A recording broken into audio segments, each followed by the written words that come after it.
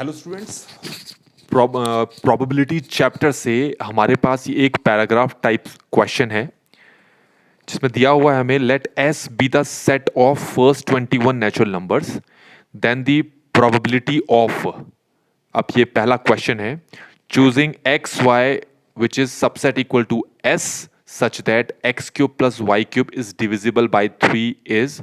ये हमारे पास यहाँ पर चार ऑप्शंस दे रखे हैं। अब इस क्वेश्चन में हमसे कहा है कि हमारे पास एस एक सेट है जिसमें 1 2 3 4 5 अप टू 21 नेचुरल नंबर्स हैं। हमें इस 21 नेचुरल नंबर्स में से दो नंबर को चूज करना है जिसके नाम यहाँ पर एक्स और वाई दे दिए हैं, और उन दो नंबर्स को जब आप यहाँ पर पुट करोगे तो जो रिजल्टेंट नंबर आएगा that should be divisible by 3। तो इसकी प्रोबेबिलिटी हमारे पास यहाँ पर क्या होगी। तो पहले हम इसी पार्ट को यहाँ पर सॉल्व करते हैं। किस तरह से करेंगे ये देखिए। तो सबसे पहले हम यहाँ पर सेट बना लेते हैं। जो सेट हमसे यहाँ पर कहा है, सेट हमारे पास है 1 2 3 4 अप टू 21। ठीक है। तो हमारे पास जो प्रोबेबिलिटी का फॉर्मूला होता है वो होता है favourable outcomes over total number of outcomes. तो सबसे पहले हम क्या करेंगे, टोटल नंबर ऑफ आउटकम्स यहां पर फाइंड करेंगे, क्योंकि क्वेश्चन में आपको इन 21 में से दो नंबर सेलेक्ट करने के लिए कहा है जिनका नाम एक्स और वाई दिया है। तो ये आप कितने तरीके से कर पाओगे, the number of ways by which you can do it वो होगा 21C2। ठीक है। तो 21C2 क्या हो गया, वो नंबर ऑफ वेज जिससे कि आप इस 21 नंबर्स में से आप दो नंबर्स को चूज कर सकते हो या सेलेक्ट कर सकते हो। इसको सॉल्व करेंगे तो ये आएगा 21 मल्टीप्लाई 20/2। तो ये हमारे पास आ गया 210। ठीक है। 21C2 को सॉल्व करोगे तो ये आएगा। अब हमारे पास यहां पर फेवरेबल आउटकम्स है ना। तो फेवरेबल आउटकम्स में क्या कहा है कि जो दो नंबर्स चूज करोगे उसको यहां पर पुट करें तो वो 3 से डिविजिबल होना चाहिए। हम ऐसा करते हैं, हम इसको यहां पर एक्सपेंशन फॉर्म में लिख लेते हैं। इसका फॉर्मूला होता है, तो ये हमने यहां पर लिख दिया, माइनस से ध्यान रखें यहां पर। ठीक है। तो ये पूरा 3 से डिवाइड हो जाए, तो अगर इतना हिस्सा भी 3 से डिवाइड हो जाए तो हमारा काम बन जाता है। ठीक है। x प्लस वाई 3 से डिवाइड हो जाए तो हमारा काम बन जाता है। हम क्या करते हैं कि हमारे पास जो 1 से 21 तक के नंबर्स लिखे हुए हैं इसको फिर से हम एक बार लिखते हैं, लेकिन इस बार हम ऐसे लिखते हैं 1 2 3 4 5 6 7 8 9 10 11 12 13 14 15 16 17 18 and last one 19 20 and 21। ठीक है। हमें क्या करना है, दो ऐसे नंबर्स चूज करने हैं जिनका एडिशन 3 से डिवाइड हो जाए। क्वेश्चन में तो ये कहा था कि उन दो नंबर्स को जब यहां पुट करो और सॉल्व करो तो जो रिजल्टेंट नंबर आएगा वो 3 से डिवाइड होना चाहिए, पर हमने इसका फॉर्म लगा दिया। तो अब हम ऐसा कहेंगे कि उन दो नंबरों का सम भी 3 से डिवाइड होना चाहिए। तो हम ऐसा करते हैं ना कि ये देखो आपके पास ये सारे के सारे 3 के मल्टीपल्स हैं। तो हम ऐसा करते हैं कि ये जो जितने भी 3 के मल्टीपल्स हैं इन 3 के मल्टीपल्स में से 1 2 3 4 5 6 7 है ना टोटल, इन 7 में से हम दो नंबर्स चूज कर लेते हैं और जब उनको यहां पर पुट करेंगे तो ऑब्वियसली जो आंसर आएगा वो 3 से डिविजिबल होगा। एक चीज हो गई। या फिर प्लस का मतलब या फिर और क्या क्या कर सकते हो आप, और हम ऐसा कर सकते हैं, आप एक चीज यहां पर गौर करो, इन दोनों का एडिशन कितना बन रहा है 3, इसका एडिशन कितना बन रहा है 6 जो कि 3 से डिविजिबल है, इसका एडिशन कितना बन रहा है 9 जो कि 3 से डिविजिबल है, इसका एडिशन कितना बन रहा है 12 जो कि 3 से डिविजिबल है। 5 का 5 प्लस 1 कितना हो गया 6, 3 से डिविजिबल। 5 प्लस 4 कितना हो गया 9, 3 से डिविजिबल। इसका मतलब है जो दो नंबर्स आपको चूज करने हैं उसमें उन दो नंबर में से एक नंबर मैं यहां से चूज कर लेता हूं और एक नंबर यहां से चूज कर लेता हूं और उन दोनों को यहां पर पुट करोगे तो रिजल्टेंट नंबर 3 से डिविजिबल होगा। इसका मतलब है इन 7 में से मैं वन चूज कर लेता हूं कोई एक नंबर, एंड यहां पर भी जो 7 है इनमें से मैं क्या कर लेता हूं 1 चूज कर लेता हूं। तो इस तरीके से हमने हमारे पास जो total number of favourable outcomes है वो यहां पर आ गए हैं। अभी जो फेवरेबल आउटकम्स आपको दिख रहे हैं इसको सॉल्व करते हैं। ये हो जाएगा 7/6/2, ये हो जाएगा 7 × 7, 7 6 42 को 2 से डिवाइड करेंगे, ये 21 आएगा। और ये हमारे पास कितना हो गया 49, 4 5 6 7, ये शायद यहाँ पर 70 आ रहा है। ठीक है, तो अब हम करते हैं, हमारा पास जो प्रोबेबिलिटी का फॉर्मूला होता है जो कि होता है favourable outcomes over total number of outcomes. क्या है टोटल नंबर ऑफ आउटकम्स यहाँ पर 210, तो यहाँ पर 210 पुट करो तो आंसर हमारे पास कितना आ रहा है 1/3। तो इस क्वेश्चन का आंसर हमें यहाँ पर मिल गया है, तो ये हमारा आंसर है। नेक्स्ट क्वेश्चन जिसमें कहा है कि choosing x y z which is subset equal to s such that x y z are in AP। अब ये सेकंड क्वेश्चन में हमें 3 नंबर्स चूज करने के लिए कहा है। स्टार्टिंग में पहले वाले पार्ट में हमें 2 नंबर्स चूज करने के लिए कहा था। इस वाले क्वेश्चन में हमें कहा है कि आप 3 ऐसे नंबर्स चूज करो जो कि AP फॉर्म कर रहे हो। ठीक है, ये हमें करना है। तो अब एक चीज देखें, क्वेश्चन नंबर 2 हम सॉल्व कर रहे हैं। जब आप 3 नंबर्स चूज करते हो, ध्यान देना, जब आप 3 नंबर्स चूज करते हो, जैसे हमारे पास A, B और C हैं, अगर ये 3 नंबर्स AP फॉर्म कर रहे हैं तो इसका मतलब होता है कि A + C आपका 2B के बराबर होता है, या फिर A + C / 2 B के बराबर होता है। इसका मतलब ये हो गया कि आप इन 21 नंबर्स में से आप कोई भी ऐसे 2 नंबर सेलेक्ट करो जिनका एडिशन को जब 2 से डिवाइड करो तो ऑब्वियसली आपके पास वो नेचुरल नंबर्स आना चाहिए जो कि इस सेट में हमारे पास अवेलेबल है। तो यहां से आप कोई 2 नंबर चूज करो जिनके एडिशन को 2 से, जिनका एडिशन 2 से डिवाइड हो जाए ताकि आपको बी मिल पाए। अब ऑब्वियसली बात है कि अगर आप एक ऑड और एक इवन नंबर यहां पर चूज करते हो और उन दोनों को ऐड करके 2 से डिवाइड करते हो तो जो रिजल्टेंट नंबर आएगा वो पॉइंट में आएगा, वो डेसिमल में आएगा। तो इसका मतलब हमारे पास जो सेट यहां पर अवेलेबल है उस सेट में हम क्या करते हैं, इवन नंबर अलग कर लेते हैं और ऑड नंबर्स अलग कर लेते हैं। मतलब 2 4 6 8 10 12, ये हो जाएगा 14 16 18 और 20। और बाकी हमारे पास जो ऑड नंबर्स हैं 1 3 5 7 9 11 13 15 17 19 21। तो 2 नंबर्स के एडिशन 2 से डिविजिबल हो जाए ये तभी पॉसिबल है या तो दोनों ही इवन हो या दोनों ही ऑड हो। ठीक है, तो हमें तो 3 नंबर्स चूज करने के लिए कहा है, पर हम इस बी को चूज नहीं करेंगे, हम सिर्फ ए और सी को चूज करेंगे यहां पर। ये इसमें ध्यान रखें आप। तो हमारे पास टोटल यहां पर कितने नंबर से 10 ना, हम क्या करते हैं इन 10 इवन नंबर में से कोई भी 2 नंबर्स को क्या कर लेते हैं, चूज कर लेते हैं। ठीक हो गया, ये हो गया।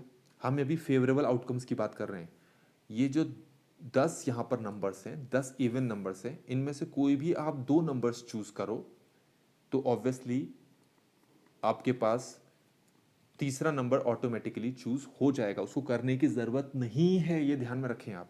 देखो मैं इसका एक एग्जांपल देता हूं, 20 और 6 आपने चूज किया तो 20 और 6 यहां पर करो तो 26 आ गया, 26 को 2 से डिवाइड करो 13 आ गया। तो ऑब्वियसली 13 एक नंबर 1 से लेकर 21 के बीच में आ रहा है, इसीलिए सिर्फ 2 नंबर चूज करने की आपको जरूरत है। या फिर अब आपके पास यहां पर कितने नंबर्स हैं, यहां पर आपके पास नंबर्स हैं 11। आपको इन 11 नंबर्स में से भी क्या करना है, 2 नंबर्स चूज करने हैं और उन 2 नंबर कोई भी चूज करो। जैसे मैंने 1 और 7 चूज किया तो 1 और 7 को जब मैं ऐड करूंगा तो आएगा 8, 8 को 2 से डिवाइड किया तो कितना आ गया 4। तो 4 1 से लेकर 21 के बीच में एक नंबर आ रहा है। तो ये हो गया फेवरेबल आउटकम्स। ठीक है, ये हो गया फेवरेबल आउटकम्स। लेकिन क्वेश्चन में आपको कहा था कि आपको प्रोबेबिलिटी फाइंड करनी है कि जो भी 3 नंबर्स आप चूज कर रहे हो वो एक एपी फॉर्म करें। तो 3 नंबर्स आपके एपी फॉर्म करें उसके लिए फेवरेबल आउटकम्स तो ये हो गया। तो उसके लिए टोटल नंबर ऑफ आउटकम्स क्या होगा 21C3। अगर 21 नंबर्स में से 3 नंबर्स कोई भी चूज करते हो तो वो 21C3 वेज से कर पाओगे। और फेवरेबल क्या है कि वो AP फॉर्म करनी चाहिए, जो कि ये है। इसको आप सॉल्व करते हैं। 10C2 प्लस 11C2 हमारे पास ये है इस टाइप से, 10C2 plus 11C2 over 21C3। अब इसको सॉल्व करते हैं। 10C2 से आपको मिलेगा 10 मल्टीप्लाई 9/2 और इससे मिलेगा 11 मल्टीप्लाई 10/2 और नीचे इससे मिलेगा 21 मल्टीप्लाई 20 मल्टीप्लाई 19, ठीक है, ओवर 3 फैक्टोरियल मल्टीप्लाई 18 फैक्टोरियल। यहाँ पर भी 18 फैक्टोरियल था जो कि इससे कैंसिल हो गया। अब ये हमारे पास कितना बैठ रहा है, इसको सॉल्व करते हैं।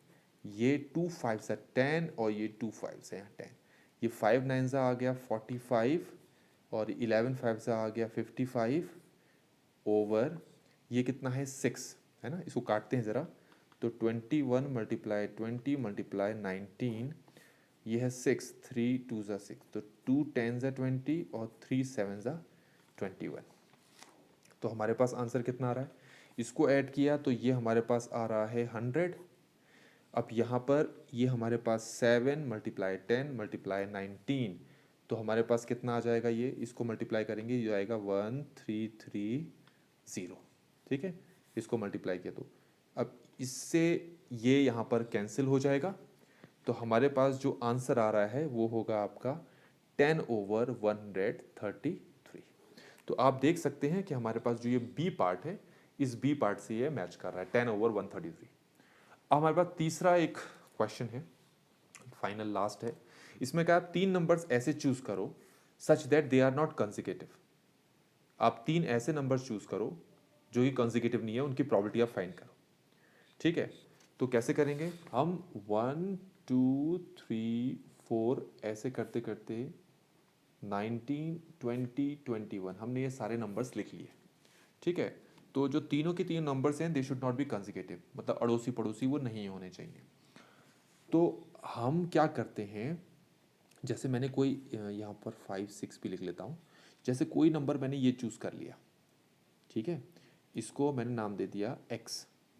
तो अगला नंबर ये चूज़ नहीं कर सकता, अगला नंबर ये चूज़ कर सकता हूँ, y नाम दे दिया।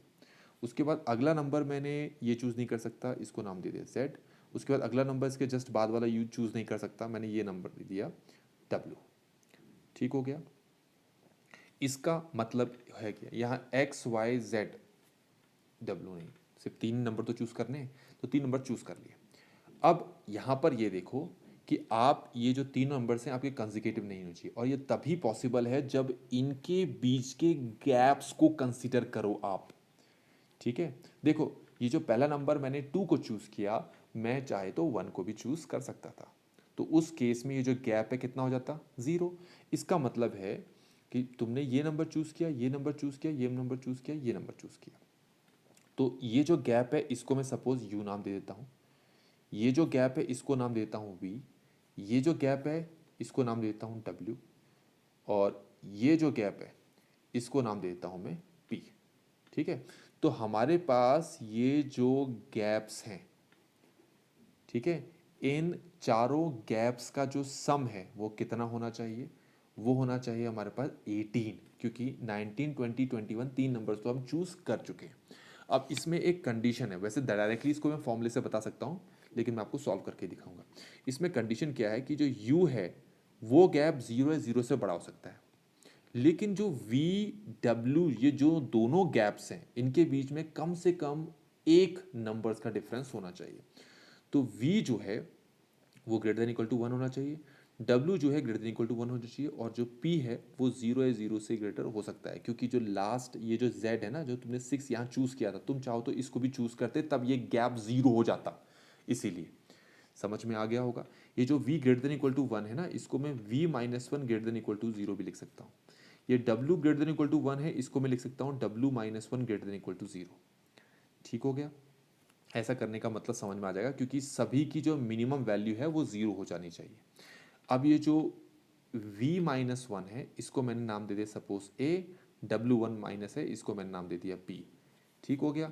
मतलब a मैंने v माइनस वन कहा और b मैंने w माइनस वन कहा। यहाँ से v की वैल्यू कितनी आ जाएगी a प्लस वन और यहाँ से w की वैल्यू कितनी आ जाएगी b प्लस वन। अब ये सारी values u as it is रहेगा, v की जगह आपको a प्लस वन रखना है, w की जगह आपको b प्लस वन रखना है, p की जगह p ही रहेगा इक्वल टू 18। 1 प्लस वन को जब वहाँ शिफ्ट करोगे तो आपके पास आएगा u plus a plus b plus p equal to कितना 18 माइनस 2 16। ठीक है, तो इन चारों का सम कितना होना चाहिए 16। ठीक है, इन चारों का सम 16 होना चाहिए और सबकी मिनिमम वैल्यू कितनी है 0। तो ऐसे केस में हमारे पास नंबर ऑफ वेज हो जाएंगे 16 लिखोगे प्लस 1 2 3 4 है माइनस वन करोगे और नीचे भी 4 माइनस वन करोगे। इसको सॉल्व करोगे तो हो जाएगा 19c3। अब हमारे पास ये जो 19c3 ना, हमें इसको सॉल्व करना है। तो ये हो जाएगा हमारा 19 मल्टीप्लाई 18 मल्टीप्लाई 17 ओवर 3 फैक्टोरियल। ये खुद कर सकते हो आप।